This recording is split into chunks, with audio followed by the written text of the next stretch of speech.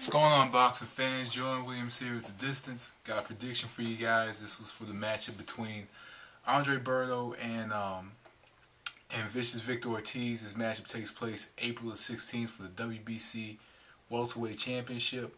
Puts together the challenger Victor Ortiz against Andre Berto.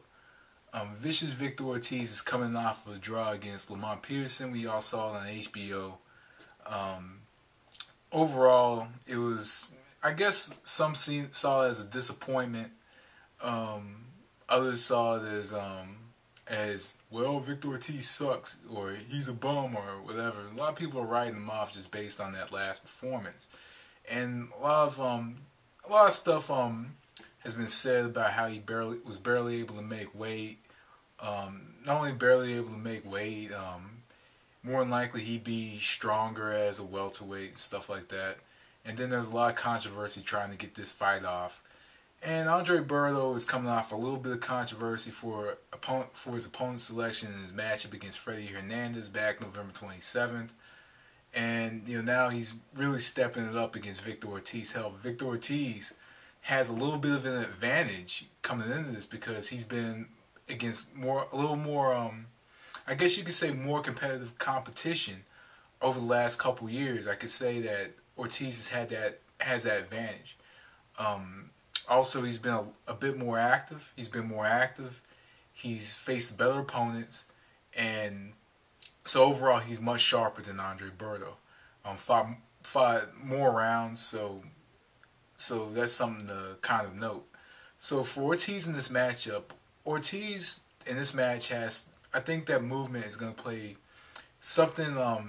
It's going to play a major factor in this matchup for him because Andre Berto has to be set in order to get his shots off, to be able to throw combinations. Because in this matchup you have two combination punchers. Victor Ortiz, throws numerous combinations. I'm trying to look at the battery life of my cam. They both throw combinations, but Victor Ortiz throws the power combinations and Berto throws the speedy combinations. But Berto throws more at a volume than Ortiz. Ortiz looks for his openings. And in this matchup, the movement leads to openings. The movement leads to other opportunities, whether they be countering opportunities, whether they be him getting off first. Because in this matchup, it's going to be important for Ortiz to get off first, and it's going to be important for Ortiz to win exchanges. He's going to have to win exchanges. He's going to have to get off first. And also, he doesn't, I think in this matchup, he doesn't want to fight inside with Berto. He wants, he wants a range. He wants movement. He wants, anything that just keeps Berto from the inside. And because infighting can actually win Berto this match because he's the much stronger opponent and naturally bigger opponent. So infighting can actually win Berto the fight. So he wants to stay outside. He wants to pretty much control the matchup with his movement and be consistent. Consistent with the movement, consistent, jabbing from angles, landing from angles, counter punching, and looking for openings through which is going to be very difficult through Berto's offense. Have offense but have some defense, create offense. And he can very well win this matchup just based on that. In this matchup, Andre Berto, as I mentioned, Andre Berto's footwork is not top notch.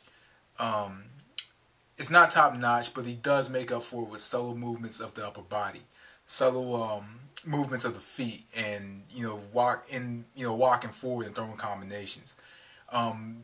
I think Andre Berto is strong in the later rounds, even though he is strong in the beginning. Ortiz is strong in the beginning. So in this matchup, he's going to have to throw a lot of punches at volume, and he's going to have to come forward a majority of the matchup. Most of the matchup, he's going to have to come forward, and he's going to have to cut off the ring instead of chase Ortiz. Because in this matchup, I don't think Ortiz is going to take any risk in a specific matchup. I think he's going to have to come forward, and he's going to have to cut off the ring. He's going to have to pressure Ortiz using his hand speed. Hand speed is going to play the key factor. I think Berto's hand speed is much faster than Ortiz. Also slipping the uppercut, slipping the left hook, maybe go to the body. Berto is, to me, I think is an underrated body puncher. Nobody really rates his body punching that high. But I do think he does need to go to the body, cut off the ring, close the gap in the later rounds, and just walk down Ortiz um, toward the later goings of the matchup. And he could very well take this matchup if he could walk him down, pressure with the hand speed, and try to make it an inside fight. Do some in-house some infighting tactics. Slip the uppercut inside, slip the left hook inside, right to the body, and he could very well take this matchup based on that. So, who I think is going to win? For some reason, I think this could end up either being a draw or a decision win for Victor Ortiz when Andre Berto wins the fight. So this is a multiple scenario matchup. But me, as hard as it is to analyze this one, another hard one to analyze because it tells you that there's some good matchmaking going on at this time of year. April 16th is going to be a great day, great night for boxing. I'm going to go with, I think Andre Berto could win this matchup, but I like Ortiz. I think Ortiz could very well take this matchup if he's on his P's and Q's in this match and doesn't get scared. I think he can win. So I'm gonna go with Ortiz, though I think it's a very winnable fight for both fighters. Something tells me that Berto's gonna win, but me, I'm just gonna say I'm gonna analyze Ortiz, even though I think Berto's gonna have a strong finish, but I think Ortiz can get some early rounds in the bag and make it. And I think it's gonna be a close one. So I'm gonna go with Ortiz in this one. So anyway, guys, that was the distance. Thanks for watching. Peace.